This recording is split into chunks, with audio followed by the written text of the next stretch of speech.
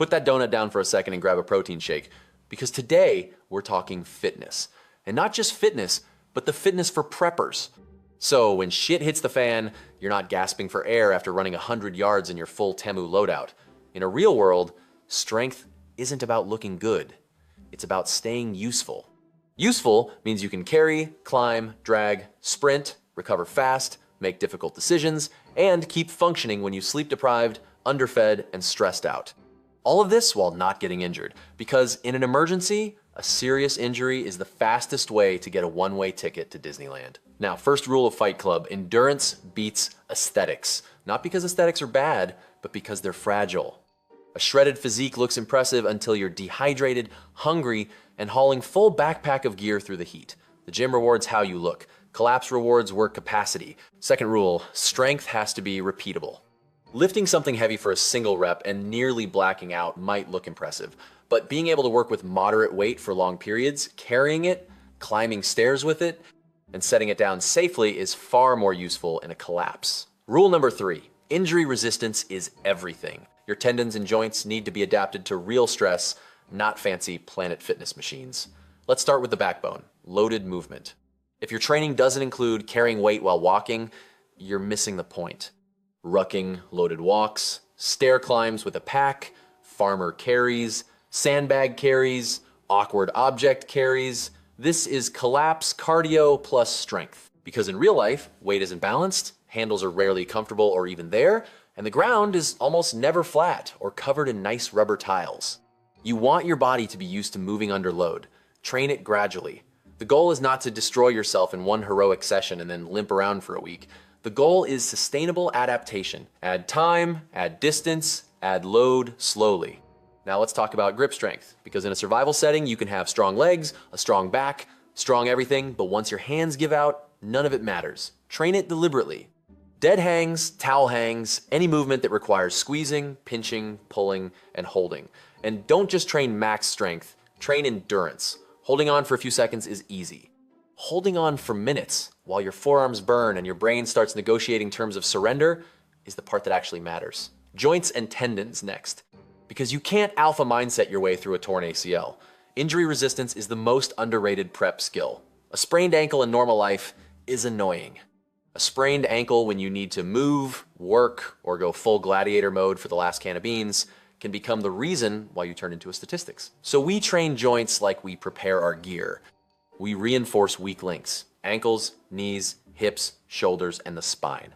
Start with basics, single leg strength, balance, controlled range of motion, and isometrics. Single leg work matters because real terrain is uneven.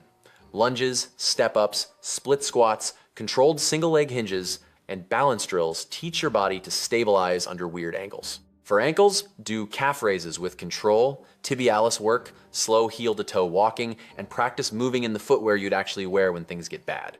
Knees need strength and tolerance and stability. Controlled squats, step downs, and slow eccentrics build resilience. Hips need mobility and strength because hips are the engine of everything. Glutes, hamstrings, and hip stabilizers keep your knees and back from having a meltdown. And shoulders, if you plan on carrying, climbing, or lifting awkward objects, your shoulders need stability.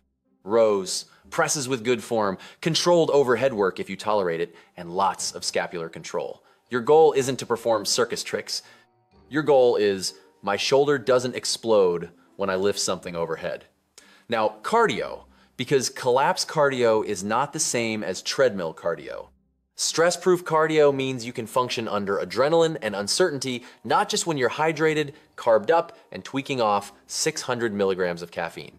In a collapse, your heart rate spikes from fear, noise, confrontation, heat, hunger, and sleep deprivation. If your only cardio is steady, comfortable, and perfectly predictable, that's like training to swim in a pool and then being shocked the ocean has waves. Build a base first.